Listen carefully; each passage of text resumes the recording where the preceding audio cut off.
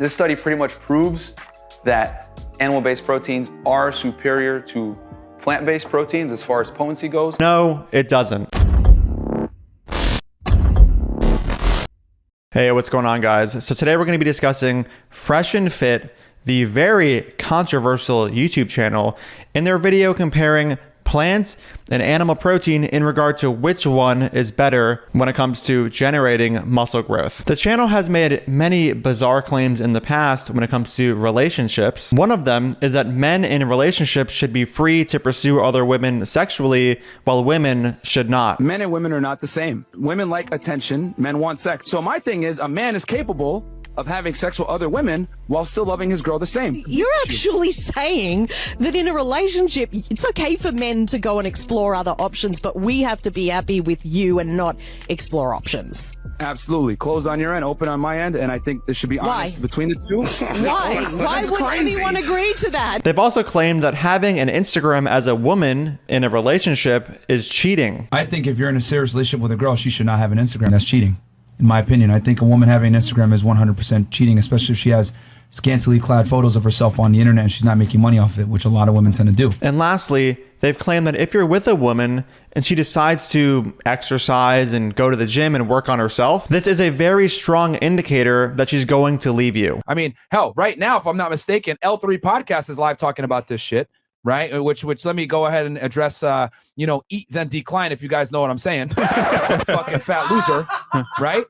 He's over here talking shit about, oh yeah, look at this, Steven Crowder is getting divorced, ha ha ha, and they're all laughing at it and all this other shit. But let's go ahead and think about this real quick. I don't know if you know this, eat then decline, but your girl is not eating and declining. She's going to the gym and training. Let's see. Here over on this side of the internet, we know one of the biggest signs that your girl or your wife is about to leave you is when she starts going to the gym. Why? She's preparing herself to get back out there on the sexual marketplace. Not only that, she's posting photos of herself in the process of doing so, something that she hadn't really done prior to this situation. I wonder why. So you, my friend, are also probably going to go through a fucking divorce. I mean, just imagine the kind of mental state you would have to be in to hear your girlfriend say something like, hey, I want to start working out, getting healthier, etc. And the first thing that comes to your mind isn't something like, oh, like I support you, that's awesome. Instead, it's something like, oh my God, are you gonna leave me? This channel is creating an influx of very mentally stable men.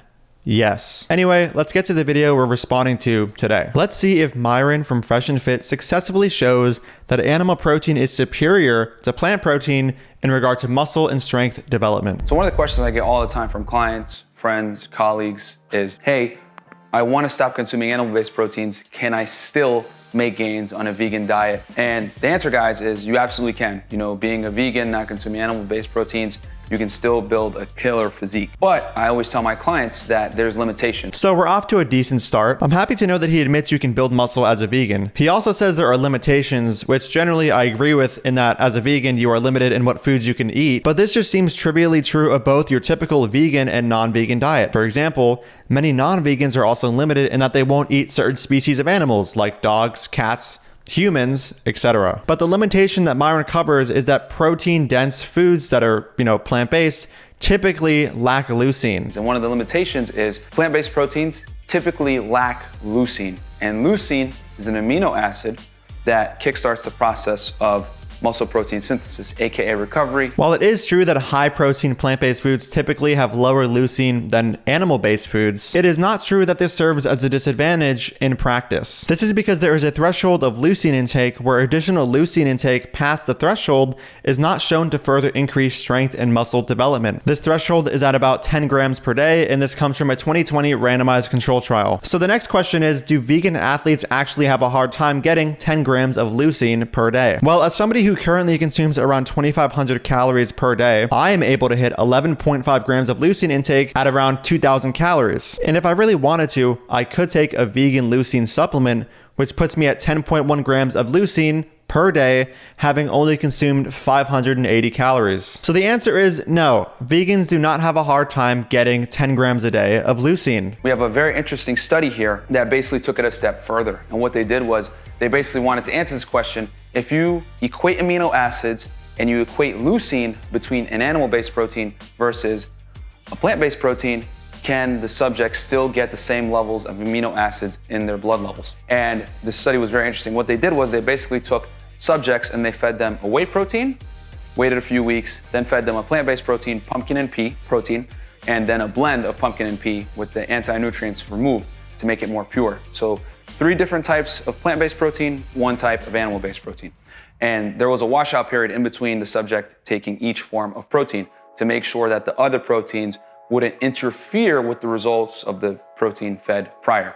Each subject was their own control. So this was really cool because each person responded pretty much the same to each type of protein because they were their own control. What they found was even when you equate leucine and amino acids, and in some cases, actually, they had to increase the dosage of protein on the vegan side to get the same potency, 33 grams versus about 24 grams on the animal side, there were still higher levels of amino acids in the blood from the animal-based proteins, about 30% more to be exact. This study shows pretty much that even if these components are equated, animal-based protein is more anabolic. So no, it doesn't. The issue with Myron's interpretation of the study is that he is taking the higher amount of amino acids acutely in the blood in people consuming animal protein compared to people consuming plant-based protein to be an indicator of more muscle growth and strength. This is just incorrect. All this ends up telling you is one of 2 things. Number 1, plant-based protein just digests slower, so you're not going to see it acutely in the bloodstream. Or number 2, it digests faster, so it's already been processed. The paper even says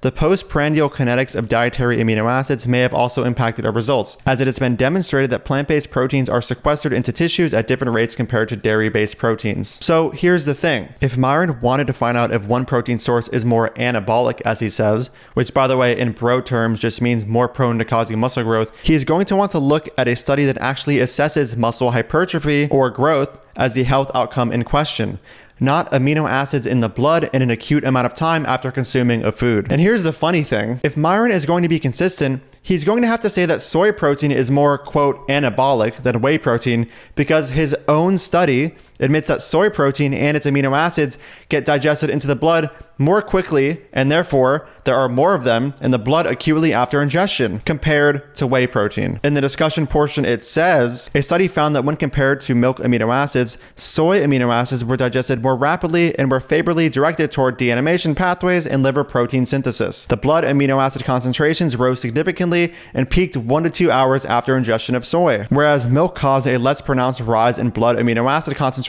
that occurred later. So just for emphasis, Myron's metric for anabolism from protein sources was the amount of amino acids in the blood after an acute amount of time. While we've of course already covered the error of using this metric to measure hypertrophy effects of different protein sources, it is true that if he is going to remain using this metric, he has to admit that soy protein, which is a plant protein, is more anabolic than whey protein. So why would he not mention this in his video covering animal versus plant-based protein, especially when the study he used mentions the fact that soy protein gets into the blood more acutely than dairy protein? He's either being dishonest or hasn't read the study properly. So what happens when we look at actual muscle hypertrophy outcomes in regard to people who are consuming animal-based protein or plant-based protein? We see no significant difference between the groups. This is the kind of paper Myron should have been looking at, not the one he cited. This study pretty much proves that animal-based proteins are superior to plant-based proteins as far as potency goes. I'm not sure what he means by the word potency here, but assuming he just means muscle hypertrophy, no, it doesn't. Application and takeaways. If you're a vegan-based athlete, just understand that your protein is going to be a little less potent than an animal-based consumer would be. I would consume somewhere between 30 to 50% more of your protein products that are plant-based. So let's say you're taking in 100 grams of protein, you would want to take in as a vegan somewhere between 130 to 150 grams per day, just as an insurance policy to make sure that you get all the benefits of the amino acids and leucine. No, you don't. The data suggests you need to consume just as much as omnivores to hit the same benefit. Just make sure you're hitting the 10 grams a day of leucine threshold. It's kind of interesting how, according to his logic, if somebody's going to go from consuming soy protein to whey protein, or in other words, a plant-based protein to an animal-based protein, they're going to have to actually consume their protein intake by about 30 to 50%. I wonder if Myron would agree with that. All right, guys, that's the end of the video. Thank you so much for watching. If you don't know, I actually live very close to Myron in his studio in Miami, and I did message him asking if I can come on to discuss this with him, as well as some of his other red pill stuff that I don't necessarily agree with in regard to, you know, men and women and relationships. So hopefully he ends up seeing this video. I even messaged him on Instagram, so, you know, maybe it could happen. Who knows? Thank you so much for watching. If you support my work and want to get early access to it, you can click the link in the pinned comment and support me on Patreon and get one-on-one messaging access with me. And if you don't know, I do have a book going over most, if not all, of the anti-vegan arguments you're gonna hear online. If you want to get that as well, that'll be linked in the pinned comment. Thank you again for watching, and I'll see you in the next video. Dude, Fuck off, I don't want anything to do with you. Don't ever speak to me again. You're a fucking piece of shit. even vegans don't get your weird, stupid wannabe sense of irony here. Who is your audience? Nobody gets these dumb jokes. Dude,